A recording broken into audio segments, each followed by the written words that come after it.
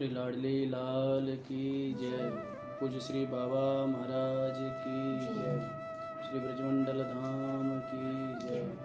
श्री गोवर्धन नाथ की जय। श्री जमुना महारानी की जय। सभी संत भक्तों की जय।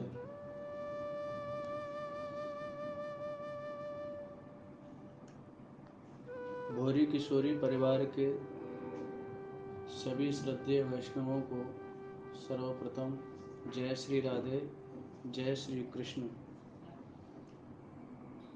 आप सभी भोरी किशोरी परिवार के वैष्णव, आप सभी का बहुत बहुत साधुवाद, बहुत बहुत धन्यवाद। और जिनके भी हृदय में ऐसी दिव्यतम यह भावना जागृत हुई है, धाम की दिव्यतम महिमा के चिंतन की जो अभिलाषा, श्रवण की जो अभिलाषा जागृत हुई है, निश्चित ही यह श्री जी की कृपा है। और सभी वैष्णवों ने जो धाम की दिव्यतम महिमा का चिंतन करने का अवसर अब मुझे प्रदान किया, ये बहुत बहुत सभी वैष्णवों का आभार। श्री जी की कृपा प्रत्यक्ष अनुभव हम सब लोग कर रहे हैं। श्री जी की कृपा के बिना धाम की दिव्यतम महिमा का प्रकाश अंतःकरण में नहीं होता है। तो धाम की अचिंत्य महिमा है, विलक्षण महिमा है। और धामनिष्ठ महापुरुषों के आनुगत्य के बिना उस दिव्यतम महात्म्य का प्रकाश अंतःकरण में नहीं हो पाता है। श्री जीव गोस्वामी पाद जी ने श्री गदाधर भट्ट जी के लिए जैसे संकेत किया था, उनके दिव्यतम ब्रज भाव के प्रकाश का जब दर्शन किया और धाम की परिधि से वह बाहर थे, तो श्री जीव गोस्वामी जी ने कुछ वैष्णवों के माध्यम से संदेश भेजा। अनाराध्य राधा पदाम्भोज रेणुम अनाश्रित्य वृंदाटवीं तत्पदांकाम असंभाष्य तद्भाव गंभीर चित्तान कुतः श्याम सिंधो रसस्यावगाः। ये दिव्यतम जो ब्रज की धाम की मधुरमा है, दिव्यतम जो युगल सरकार के सेवा का सौख्य संपादन की जो तीव्रतम लालसा है, दिव्यतम जो युगल रस की भावना है, तो अनाराध्य राधा पदाम्भोज रेणु, श्री जी की चरण रज का आश्रय लिए बिना और श्री जी की चरण रज का आश्रय लिए हुए जो विलक्षण जो वैष्णव हैं, भक्त हैं, धामनिष्ठ महापुरुष हैं, उनका आनुगत्य लिए बिना, उनके साथ में संवाद किए बिना और असंभाष्य तद्भाव गंभीर चित्तान अनाराध्य राधा पदाम्भोज रेणु, दिव्यतम जो वृंदाटवी धाम की जो दिव्यतम धरा है, इसका आश्रय लिए बिना श्याम सिंधु में भला, श्याम रस में, कृष्ण रस में, युगल रस में भला कैसे अवगाहन कर सकते हैं। तो निश्चित ही श्री जी की कृपा है। धाम का स्वरूप दिव्य है। जैसे श्री ठाकुर जी का से विग्रह दिव्य है, प्रकृति के गुणों से सर्वथा रहित है, चिन्मय है, सच्चिदानंदमय है, गुणातीत है, उसी प्रकार से धाम का भी स्वरूप गुणातीत है। धाम की दिव्यतम महिमा को भागवतम के महात्म्य में, स्कंद पुराणोक्त महात्म्य में श्री वेदव्यासी महाराज ने वहाँ पर संकेत किया है। गुणातीतम परम ब्रह्म व्यापकम ब्रज उच्यते सदानंदम परम ज्योतिर्मुक्तानाम पदम अव्ययम। इसका तात्पर्य है, संपूर्ण प्रकृति का जो वर्ग है वो सब त्रिगुणमय है। ब्रह्मलोक पर्यंत संपूर्ण ये त्रिगुण में इसको देखा जाता है, त्रिगुण के अंतर्गत माना जाता है, जिसका संकेत गीता में भगवान ने किया है। न तदस्ति पृथिव्यां वा दिव्य देवेषु वा पुनः सत्वं प्रकृति जैर मुक्तम यदेवी स्यात् त्रिगुणगणैः। पृथ्वी से लेकर के देवलोक पर्यंत कोई भी प्राणी, पदार्थ, वस्तु, व्यक्ति कोई भी ऐसा नहीं है जो त्रिगुण की परिधि से बाहर हो। त्रिगुण का तात्पर्य माया की परिधि। तो ये धाम गुणातीत है, जैसे भगवान गुणातीत हैं, भगवान का नाम गुणातीत है, भगवान की भक्ति गुणातीत है, भगवान का धाम उसी प्रकार से गुणातीत है। जब तक त्रिगुण की परिधि में कोई व्यक्ति है तो उस गुणातीत दिव्यतम जो आध्यात्मिक साम्राज्य है उसका परिचय उसको प्राप्त नहीं हो पाता है। इसका संकेत भगवान ने गीता में किया, त्रिभिर्गुणमयीर भावैः रेभिः सर्वमिदं जगत् मोहितं नाभिजानाति माम एभ्यः परमव्ययम्। जब तक यह चित्त तीन गुणों से यह चित्त आक्रांत है तब तक इन त्रिगुण से परवर्ती जो मेरी सत्ता है उस परवर्ती सत्ता का परिचय त्रिगुण से आक्रांत अंतःकरण में उस परवर्ती सत्ता का परिचय प्राप्त नहीं हो पाता है। तो धाम का स्वरूप गुणातीत है, गुणातीतम परम ब्रह्म व्यापकम ब्रज उच्यते। यह गुणातीत है, धाम का स्वरूप साक्षात भगवत स्वरूप है और इसका अनुभव संतों ने वैष्णवों ने किया है। तो पूज्य श्री बाबा महाराज की करुणा और उनकी कृपा से यत किंचित जो धाम की महिमा का परिचय प्राप्त हुआ है, अपनी अल्प बुद्धि के अनुसार जो कुछ ग्रहण करने का अवसर सुलभ हुआ है, पूज्य श्री बाबा महाराज तो अगाध सागर हैं, उनकी अनंत महिमा है। आज पूज्य श्री बाबा महाराज का आश्रय लेकर के सहस्रों वैष्णव धाम निष्ठा का परिचय प्राप्त करके अपनी एकांत की भजन परायण स्थिति में धाम में विराजमान हैं और धाम की महिमा का आस्वादन कर रहे हैं, धाम निष्ठा का आश्रय लेकर के विराजमान हैं। तो पूज्य श्री बाबा महाराज की चरण तल की सन्निधि में यत्किंचित जो बैठने का अवसर उपलब्ध हुआ और उनकी अनुपम महिमा से जो यत्किंचित धाम की महिमा का परिचय प्राप्त हुआ, वही आप लोगों के मध्य में हम लोग यथामति उसको निवेदन करने का प्रयत्न करेंगे। पूज्य श्री बाबा महाराज की परंपरा है सर्वप्रथम संकीर्तन से किसी भी दैवी कार्य का पूज्य श्री बाबा महाराज आरंभ करते हैं। तो अभी हम लोग 2 मिनट नाम संकीर्तन का स्मरण करके और इस यात्रा का शुभारंभ करते हैं।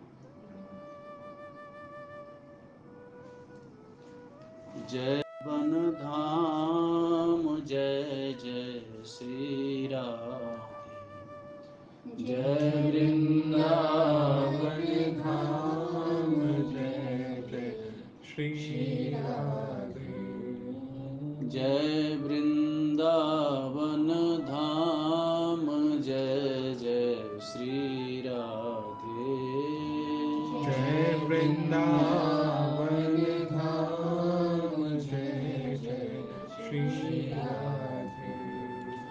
महारानी को धाम जय जय श्री राधे, महारानी को धाम जय जय श्री राधे, राधा प्यारी को धाम जय जय श्री राधे, राधा प्यारी को धाम जय जय श्री राधे, जय जय श्री राधे, जय जय श्री राधे, जय जय श्री राधे, जय जय श्री राधे, जय बरसानो गाम जय जय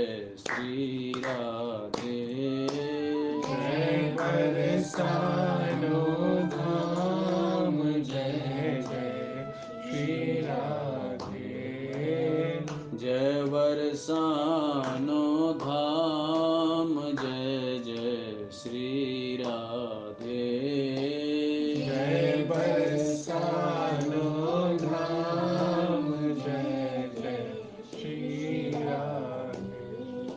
श्री राधा रानी की जय, लाडली लाल की जय। महापुरुषों ने कहा है, धाम के प्रति प्रगाढ़ प्रीति के अभाव में आराध्य के प्रति भी प्रीति की पुष्टि कहीं न कहीं उसको संकुचित रूप में ही दर्शन किया गया है। तो इसीलिए निश्चित ही आराध्य के प्रति प्रगाढ़ प्रीति है, तो धाम के प्रति निश्चित ही ऐसे महापुरुषों की, भक्तों की प्रगाढ़ प्रीति होती है।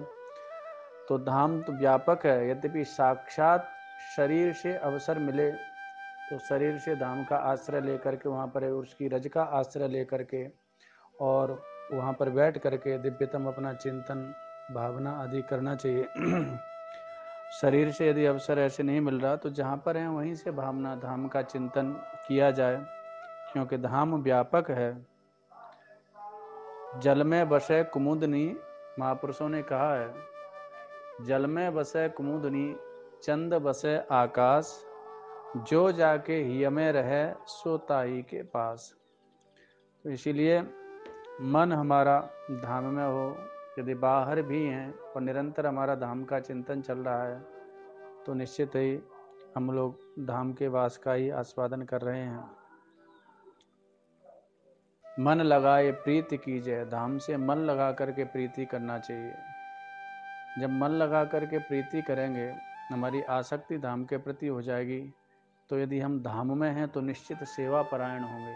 ब्रज बीथिन दीजा सोहनी, महापुरुषों ने कहा है, ब्रज बीथियों में जाओ और वहाँ पर सोहनी सेवा करो। आज भी इन पवित्र परंपराओं का निर्वहन वृंदावन की दिव्यतम भूमि में होता है। तटीय स्थान आदि ऐसे दिव्यतम स्थल हैं, वहाँ परंपरागत रूप से जो महापुरुष हैं वो सभी वहाँ पर सोहनी सेवा करते हैं। तो वहाँ पर सेवा करें। कदाचित वहाँ शरीर से नहीं है तो जो हमारी प्रीति का विषय होता है तो उसका स्मरण किया जाता है, अंतःकरण से, चिंतन से, मन से उसका स्मरण किया जाता है। तो धाम का निरंतर स्मरण करो।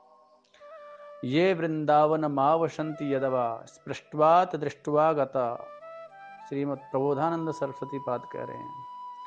जो वृंदावन में वास करते हैं, वास का अवसर नहीं मिला तो जो दिव्यतम वृंदावन की रज को अपने घर में, अपनी कुटिया में विराजमान रखते हैं, जिन्होंने वृंदावन की धरा का, ब्रज की धरा का एक बार स्पर्श कर लिया, एक बार दर्शन कर लिया, दृष्टवा गता,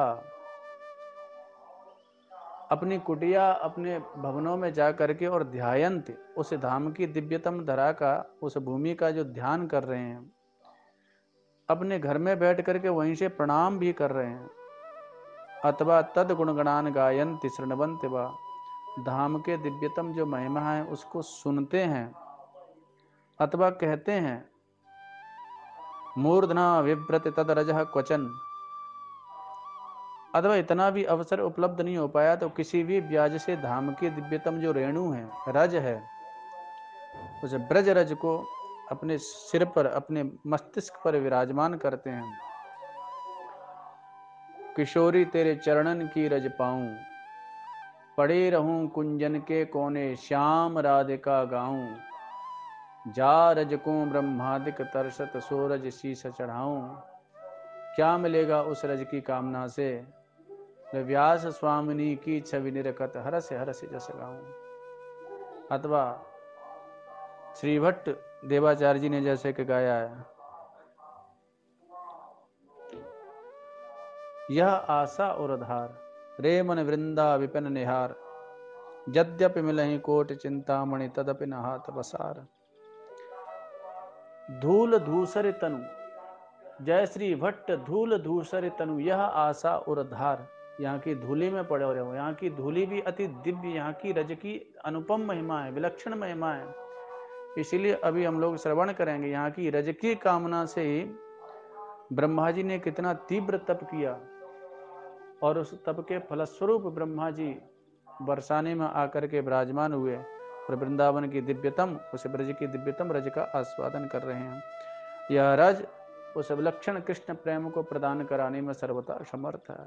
तो इसीलिए मूर्धना विव्रत तद रजः क्वचिन, अथवा तत्संबंध संबंधिना, किसी भी प्रकार से धाम से संबंधित जो वस्तु है, जो व्यक्ति है, जो पदार्थ है, रज है, लता है, पुष्प है, वृक्ष है, वनस्पति है, औषधि है, किसी भी प्रकार से धाम से संबंधित वस्तु से जिनका यत्किंचित भी संबंध है, तो तान अति उन्नयते परम यदमहो वृंदावनम पावनम।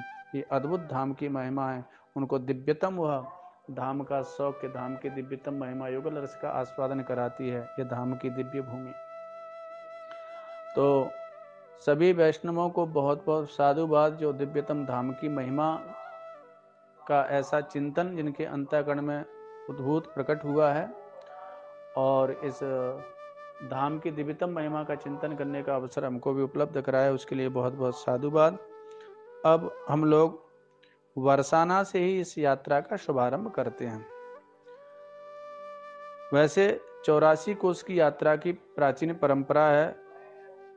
भागवतम में श्री विदुर जी महाराज ने 84 कोस की परिक्रमा की है, श्री उद्धव जी महाराज ने 84 कोस की परिक्रमा की है, श्री ब्रह्मा जी महाराज ने 84 कोस की परिक्रमा की है। उसमें सभी ठाकुर जी की जो दिव्यतम लीला स्थलियों के दर्शन का सौभाग्य उसमें सुलभ होता है। यदि साक्षात हम यात्रा नहीं कर पा रहे तो मन से, भावना से लीला स्थलियों का स्मरण करें, उनका चिंतन करें, उनका नाम स्मरण करें। पूज्य श्री बाबा महाराज जब बरसाना में पधारे थे, प्राथमिक जब साधन काल में, तो पूज्य श्री बाबा महाराज की माता जी जो प्रयागराज में वहाँ विराजती थी, बाबा ने एकाएक घर छोड़ा उस समय, तो माता जी अति विरह व्यतीत हो रहती थीं। तो पूज्य बाबा ने माता जी को धाम की एक यात्रा कराई ब्रजभूमि की, और ब्रजभूमि की यात्रा कराने के पश्चात ब्रजभूमि के तत्त लीला स्थलों को एक कागज पर अंकित करके माता जी को प्रदान किया, और माता जी से कहा कि आप वहीं प्रयागराज में विराजमान होकर के लीला स्थलियों का चिंतन करें, लीला स्थलियों का रोज पाठ करें, नाम स्मरण करें, तो निश्चित धाम की कृपा से आपको धाम का वास प्राप्त होगा। माता जी ने उस नियम का पालन किया और कालांतर में माता जी को दीर्घ काल तक धाम का वास प्राप्त हुआ। पुनः वो ब्रज में आई और यहाँ विराजी। तो धाम का भावनात्मक आश्रय हमको लेना चाहिए। तो बरसाना से हम इस यात्रा का शुभारंभ कर रहे हैं। आता है जो बृहद वृंदावन है, बरसाना की भूमि बृहद वृंदावन भूमि है में बरसाना, वैसे तो बरसाना के कई नाम प्राप्त होते आ जाता है। वनम वृंदावनम नाम पशव्यम नवकाननम गोप गोपी गवाम सेव्यम पुण्यादित्रिण वीरुधम। ये भागवतम में जो श्लोक कहा गया है, इसकी टीका में श्रीधर स्वामी पाद ने लिखा है, वृंदावन कैसा है जिसमें नव काननम है, नवानि अवांतराणि काननानि वनानि यस्मिन तद वृंदावनम, जिसमें अनेक वन उपवन समाहित हैं, उसको नव कानन कहा गया है। श्रीधर स्वामी जी ने ऐसी टीका की है। तो 5 योजन मेवास्ति वनम में देय रूपकम, 5 योजन अर्थात 20 कोस की सीमा बृहद वृंदावन की स्वीकार की आचार्यों ने। तो उस परिधि में बरसाना, नंदगांव और गोवर्धन ये आते हैं। ये जब ठाकुर जी अवतार की भूमिका बना रहे थे, ठाकुर जी का अवतरण होना था, तो ठाकुर जी ने श्री जी से प्रार्थना की। गर्ग संहिता में यह प्राप्त होता है। श्री जी से प्रार्थना की, जैसे भगवान का अवतरण होता है ऐसे धाम का भी अवतरण होता है। जैसे भगवान दिव्य है ऐसे धाम भी दिव्य है। जैसे भगवान गुणातीत है ऐसे धाम भी गुणातीत है। जैसे भगवान का स्वरूप चिन्मय है ऐसे धाम का स्वरूप भी चिन्मय है। जैसे भगवान की अचिंत्य कृपा शक्ति है ऐसे धाम की भी अचिंत्य कृपा शक्ति है।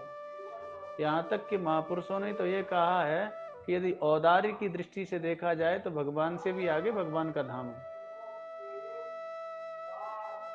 तो जब श्री जी से प्रार्थना की श्याम सुंदर ने कि स्वामिनी जी आप हो पधारें, तो वहां पर श्री राधा रानी ने कहा कि देखो श्याम सुंदर, यत्र वृंदावनम नास्ति यत्र नो यमुना नदी यत्र गोवर्धनम नास्ति न तत्र में मनः सुखम। जहाँ पर वृंदावन नहीं है, जहाँ पर श्री जमुना जी नहीं है, जहाँ पर गोवर्धन नाथ नहीं है, वहाँ हमारे अंतःकरण को सुख प्राप्त नहीं हो सकता। तो श्री जी के प्रसाद के लिए, उनकी प्रसन्नता के लिए श्याम सुंदर ने दिव्य गोलोक धाम से इस दिव्यतम ब्रज भूमि को, इसका अवतरण किया, इसको इस भूमि पर भेजा। गर्ग संहिता में प्राप्त होता है, वेद नाग क्रोश भूमिम स्वधाम्नः श्री हरि स्वयं गोवर्धनम च यमुनाम प्रेषयामास भूपरि। वेद अर्थात 4 वेद हैं, नाग अर्थात 8 नाग कहे गए हैं पुराणों में। तो 8 4 यानी विपरीत क्रम संख्या का यहाँ पर चलता है। तो 84 यानी 84 कोस भूमि को स्वधामना माने अपने दिव्य गोलोक धाम से श्री हरि स्वयं भगवान श्री कृष्ण ने, जिसमें कि गोवर्धन है, यमुना जी हैं, उनको इस भू परिमाणी भूतल पर प्रेषयामास भेजा। तो धाम का अवतरण हुआ। तो उसमें ये बरसाना, नंदगाम, गोवर्धन, ये सभी दिव्यतम धाम की उस परिधि में आते हैं। तो हम लोग बरसाना से यात्रा का शुभारंभ कर रहे हैं। बरसाना की बड़ी अनुपम महिमा है। यहाँ तक कि श्रीमद् सुधानिधि जी में आरंभ में ही बरसाना की महिमा का स्मरण करते हुए कहा है, यस्याह कदापि वसनांचल खेलनोत्थ धन्याति धन्य पवनेन कृतार्थमानी योगींद्र दुर्गम गति मधुसूदनोपि तस्याह नमोस्तु वृषभानुभुवो दिशेपि। धन्य है यह बरसाना की दिव्यतम भूमि, जो कि बरसाना की ओर से प्रवाहित होती हुई वायु, उसमें श्री जी के दिव्यतम अंग सौरभ को लेकर के जो बरसाना की ओर से प्रवाहित हुई वायु जब नंदगाम की ओर प्रवाहित होती है, और श्याम सुंदर के अंग से जैसे उस वायु का स्पर्श प्राप्त होता है, तो उस वायु के स्पर्श को और श्री जी के अंग सौरभ के उस दिव्यतम उस सौगंध्य को, उस सौरभ को, उसका आग्रहण करके श्याम सुंदर भी अपने आप को धन्याति धन्य अनुभव करने लग जाते हैं। जा मोहन सो सब जग अटको, सो अटको बरसाने में, ऐसा महापुरुषों ने वर्णन किया है। जैसे सारो संसार अटको भयो है श्याम सुंदर से, उनको चित्त बरसाने में जो है अटको रहे, बरसाने में अटका रहता है। तो इसलिए बरसाने की दिव्यतम महिमा है। बरसाना में ब्रह्माचल पर्वत है। ब्रह्माचल पर्वत पर 4 शिखर हैं। उन 4 शिखरों पर ही क्रमशः भानुगढ़, विलासगढ़, दानगढ़ और मानगढ़ का स्मरण किया गया है। जैसे कि अभी निवेदन किया था कि ब्रज की दिव्यतम भूमि, धाम की दिव्यतम रज, इसकी याचना, इसकी कामना, इसकी अभिलाषा बड़े बड़े देवता, ऋषि, मुनि तीव्र तप करते हैं और इसकी याचना करते हैं, इसकी कामना, इसकी अभिलाषा व्यक्त करते हैं। तो जब ब्रह्मा जी ने दिव्यतम ब्रज के इस माधुर्य का दर्शन किया, तो भागवतम में वह क्रम प्राप्त होता है। जब यहाँ के दिव्यतम माधुर्य का दर्शन किया तो ब्रह्मा जी कहते हैं, ओहो ये श्री कृष्ण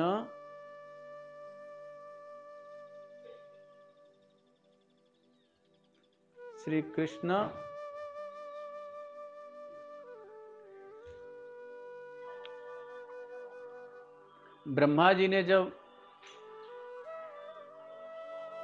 ब्रज में आकर के देखा, ब्रज के दिव्यतम माधुर्य को देखा, तो उस माधुर्य का आस्वादन करके, दर्शन करके ब्रह्मा जी ने कहा, श्री कृष्ण अभी तक मैं समझता था कि मैं इस विश्व का, इस ब्रह्मांड का सबसे सुखी और सबसे भाग्यशाली जीव हूं, क्योंकि ब्रह्मा जी का तात्पर्य है इस ब्रह्मांड के सर्वोत्कृष्ट पद पर आसीन है ब्रह्मा जी, ब्रह्मांड का सर्वोच्च पद।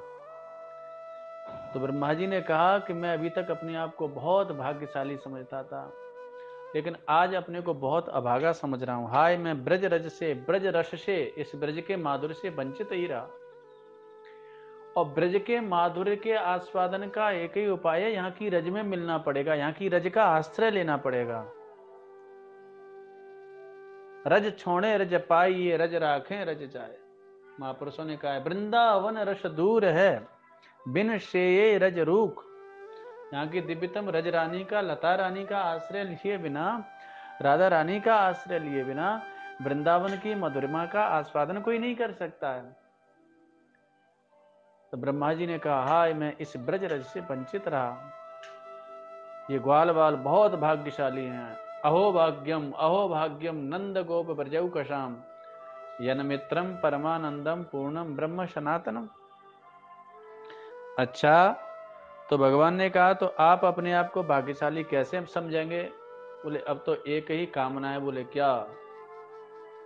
बोले, तदभूर भाग्य मिह जन्म किमप्यटव्याम, यद गोकुलेपि कतमांघ्रि रजोभिषेकम, यज्जीवितम तो निखिलम भगवान मुकुंद, त्वद्याप यद पद रज श्रुति मृग्यमेव।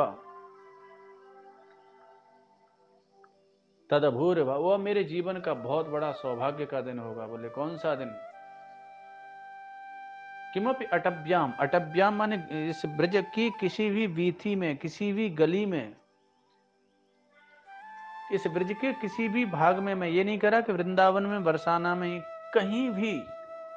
यदि वृंदावन बरसाना का वास मिल जाए फिर तो कहना ही क्या। लेकिन यदि इतना मेरा सौभाग्य न हो तो कहीं भी ब्रज की किसी भी वीथी में, किसी भी गली में, किमपि, मुझे कुछ भी बना दिया जाए। मैं ये नहीं कह रहा कि मुझे मानव ही बनाया जाए, मुझे उच्चतम किसी कुल खानदान में जन्म दिया जाए, किमपि, कुछ भी बना दिया जाए, वो मेरा बड़ा सौभाग्य का दिन होगा। बोले, तुमको क्या मिलेगा?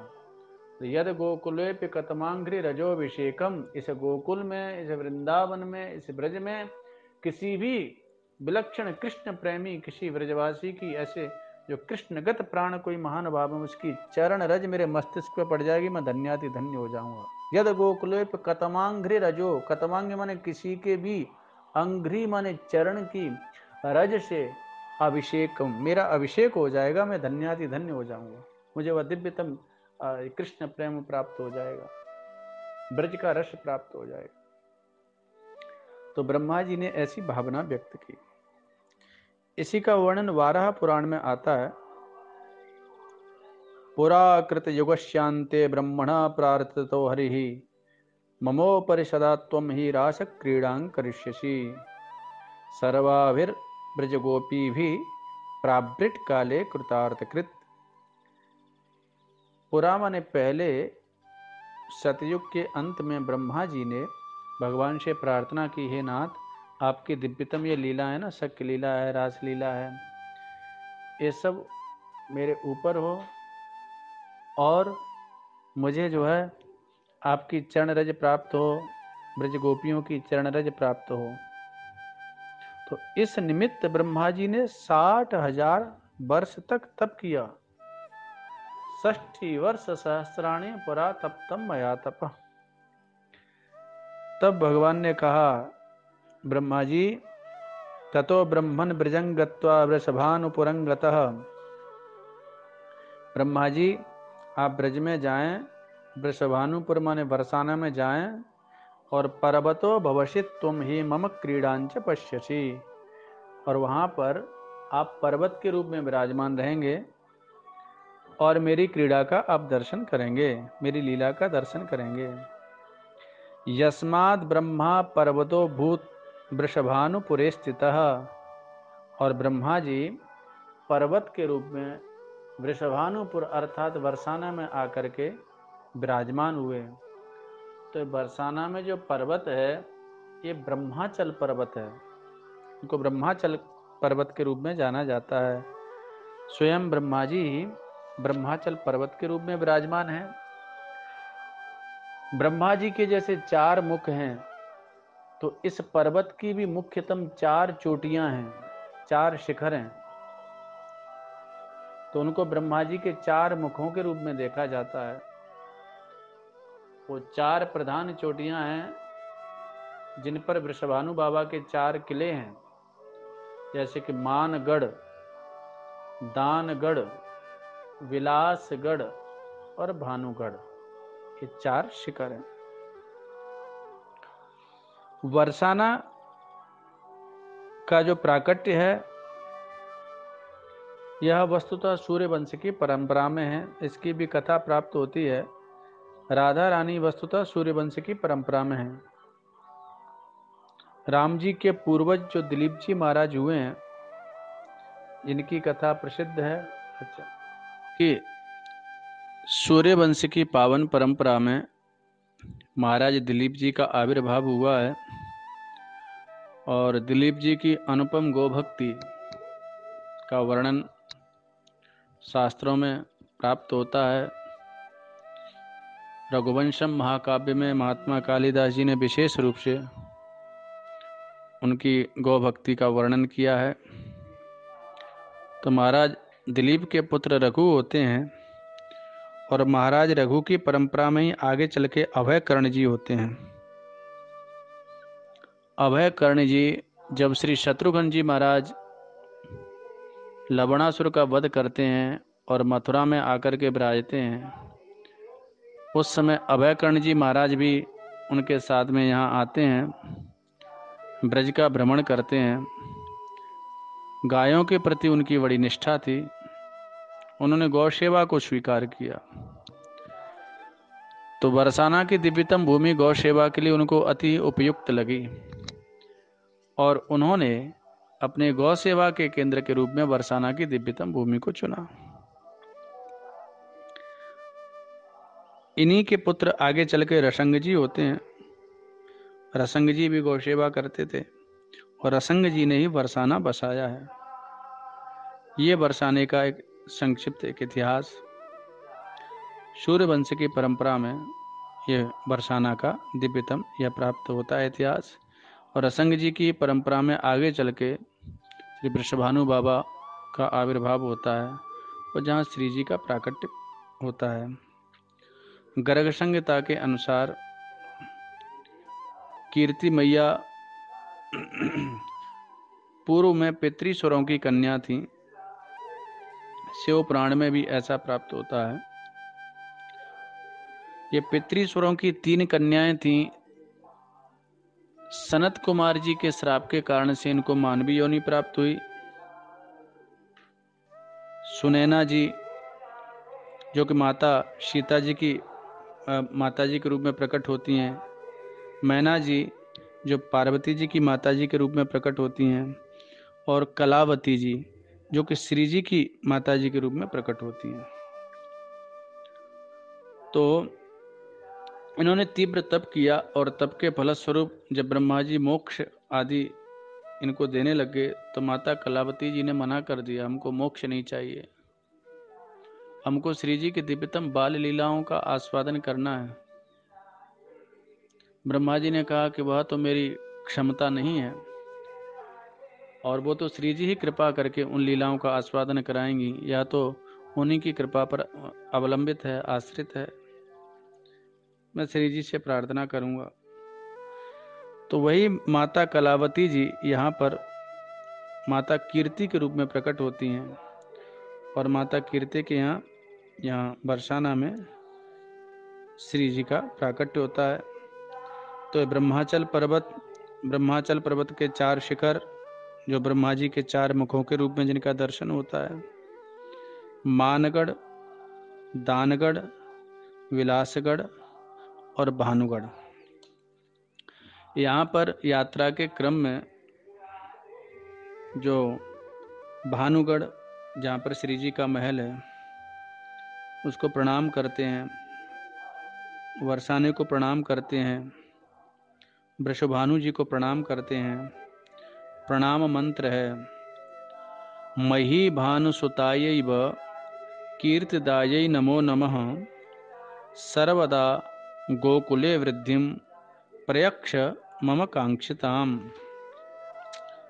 तात्पर्य है, वृषभानु जी व कीर्ति मैया को नमस्कार है, आप सर्वदा गोकुल में मेरी आकांक्षा को पूर्ण करें, गोवंश की वृद्धि निरंतर हमारी होती रहे, ऐसी आप कृपा करें। पूज्य श्री बाबा महाराज कहते हैं कि यह सिद्ध मंत्र है। पूज्य श्री बाबा महाराज कहते हैं कि प्रति यात्रा में हम अति सहज रूप में इस मंत्र का पाठ सभी यात्रियों से कराते थे, बरसाने को प्रणाम कराते थे। और इस मंत्र में कहा गया है कि गोकुले वृद्धिम प्रयक्ष, गौवंश की वृद्धि को, गौवंश की समृद्धि को आप हमें प्रदान करें। तो बोले इस मंत्र का ही चमत्कार है कि आज इतनी बृहद गौशाला बरसाने में स्थापित हो गई, श्री जी की गौशाला, माताजी गौशाला के रूप में। 50-60 हजार गोवंश यहाँ पर जो है, और जिसकी दिव्यतम जो है सेवा यहाँ पर की जा रही है, मातृवत सेवा उसकी, इतनी बृहद संख्या में गोवंश की सेवा और इतना दिव्यतम दर्शन बरसाना में ही है यह। तो पूज्य श्री बाबा महाराज कहते हैं कि यह मंत्र सिद्ध मंत्र है, इसी के प्रताप से यहाँ पर गोवंश की वृद्धि हुई है। तो बरसाना को प्रणाम किया। भानुगढ़, जहाँ पर श्री जी का महल विराजमान है, जिसकी विलक्षण शोभा है, जहाँ पर श्री जी खेलती हैं। और संक्षेप में हम लोग स्मरण कर रहे हैं,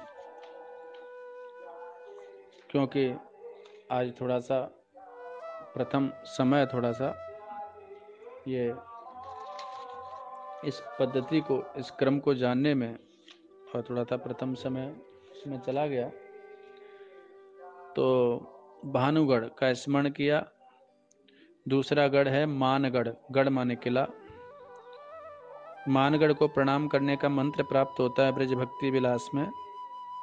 वहीं बैठ करके मानगढ़ की दिव्यतम भूमि का स्मरण करें और प्रणाम करें, जो देव और गंधर्वों से युक्त है, श्री जी की मान भूमि है, जिसकी मान मंदिर संज्ञा है।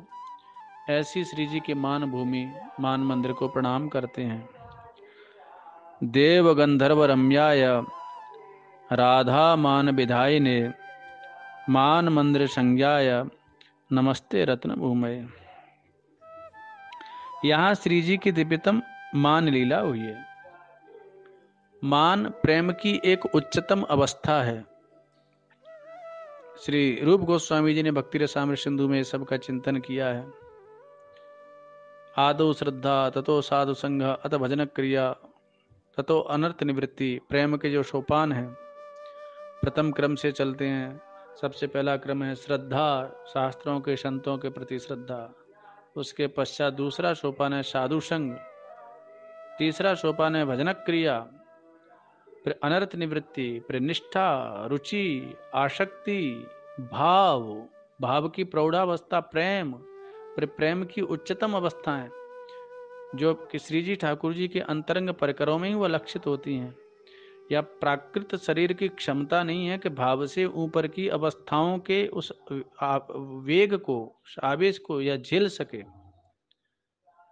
इससे ऊपर जो दिव्यतम, जो श्री जी ठाकुर जी के दिव्यतम जो परिकर है, वहां पर वह प्रेम की जो उच्चतम अवस्थाएं वो लक्षित होती हैं। प्रेम के पश्चात स्नेह है, मान है, प्रणय है, राग है, अनुराग है, भाव है, महाभाव है। ये सब चिंतन किया गया है। तो मान प्रेम की एक उच्चतम अवस्था है। तो श्री जी के मन में मान यहाँ पर होता है और श्री ठाकुर जी श्री जी को मनाते हैं। मान की अनेक लीलाएं प्राप्त होती हैं। एक लीला यह प्राप्त होती है कि नीचे गहबर वाटिका में श्री जी ठाकुर जी विराजमान हैं और श्री जी ठाकुर जी को नृत्य करना सिखा रही हैं। लाल को नचबन सिखवत प्यारी, श्री व्यासी महाराज की वाणी है। लाल को नचवन सिखवत प्यारी, नृत्य सिखा रही हैं। ठाकुर जी बार बार उसमें त्रुटि करते हैं, इसलिए श्री जी स्वयं श्री जी के नृत्य के दर्शन का सौभाग्य प्राप्त हो।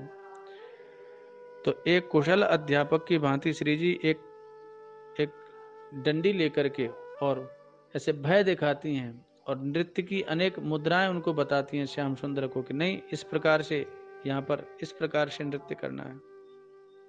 लेकिन श्याम सुंदर बार बार त्रुटि करते हैं। तो श्री जी कहती हैं, अच्छा तुम तो सीखना ही नहीं चाहते हो, तुम जैसे विद्यार्थी को तो सिखाना ही बेकार है। अब मैं तुमको नृत्य नहीं सिखाऊंगी। और श्री जी रूठ करके मानगढ़ में आकर के विराजमान हो जाती हैं। तब श्याम सुंदर ललिता आदि सखियों को भेजते हैं और वह श्री जी को आकर के वह समझाती हैं, प्रार्थना करती हैं कि प्यारी जी आप मान जाओ। श्री जी मना कर देती हैं। तो लौट करके श्याम सुंदर के पास में आती हैं नीचे। श्याम सुंदर पुनः भेजते हैं। इस प्रकार बार बार ऊपर जाना, बार बार नीचे आना। तो ललिता आदि सखियां कहती हैं कि भाई तुम्हारे बीच में जो पड़े वही बाबरो है, पागल है। आवत जात हो हारे परीरी, बार बार आप मुझे मानगढ़ पे ऊपर भेज देते हो और श्री जी फिर नीचे भेज देती हैं। भाई आवत जात हो हारे परीरी, ज्यों ज्यों प्यारो विनती कर पटवत, त्यों त्यों तू गढ़ मान चढ़ेरी। जैसे जैसे श्याम सुंदर विनती करके मुझे तुम्हारे पास में भेजते हैं, वैसे वैसे और ऊपर आप चढ़ती चली जाती है। मानगढ़ पर आकर के विराजमान हो गई हैं। तिहारे बीच परे सोई बाबरी, हो चौगान की गेंद भईरी। तुम दोनों के बीच में जो पड़े सोई बाबरो है, और मुझे गेंद की भांति हो गई। मैं कभी श्याम सुंदर ऊपर भेज देते हैं, कभी आप नीचे भेज देती हैं। इसलिए गोविंद प्रभु को बेग मिल भामिनी, सुबह यामिनी जात बहिरी। ये स्वामिनी जी, अब ये सुबह दिव्यतम जो रात्रि है, यह व्यतीत होने वाली है, आप जो है श्याम सुंदर से मिलें। इस प्रकार से गोविंद स्वामी जी की वाणी में यह भाव प्राप्त होता है। तो श्री जी कहती हैं, अच्छा वो आपको भेज देते हैं, वो स्वयं नहीं आ सकते क्या? दौरी दौरी आवत मोहि को मनावत हो, कहा दामन मोल लईरी। नंददास जी की वाणी है। दौड़ दौड़ के तुम आती हो, मुझे मनाती हो, क्या मुझे मूल खरीद लिया है? अचरा पसार के मोहू को खिजावत हो, कहा तेरे बाबा की चेरी भईरी। जारी जा सकी भवन अपने, 100 बातन की एक कहिरी। नंददास प्रभु वे ही क्यों न आवत, उनके पायन कहाँ मेहंदी दईरी। क्या श्याम सुंदर के पैरों में मेहंदी लगी है क्या? वो स्वयं क्यों नहीं आते हैं? इस प्रकार से श्री जी दिव्यतम व मान लीला को वहाँ पर संपादित करती हैं। और मानगढ़ पर श्याम सुंदर आते हैं, श्री जी के चरणों में अपने मयूर मुकुट को अर्पित करते हैं और श्री जी को मनाते हैं। ये मानगढ़ की दिव्यतम मान लीला है।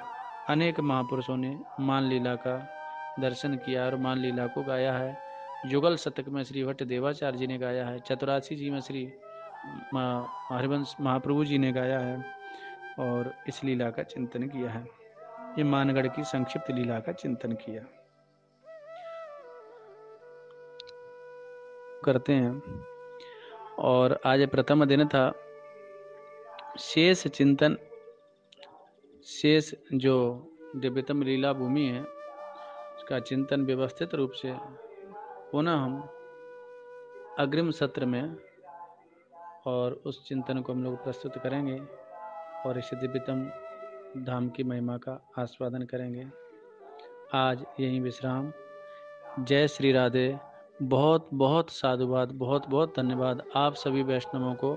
बहुत बहुत जय श्री कृष्ण, जय श्री राधे।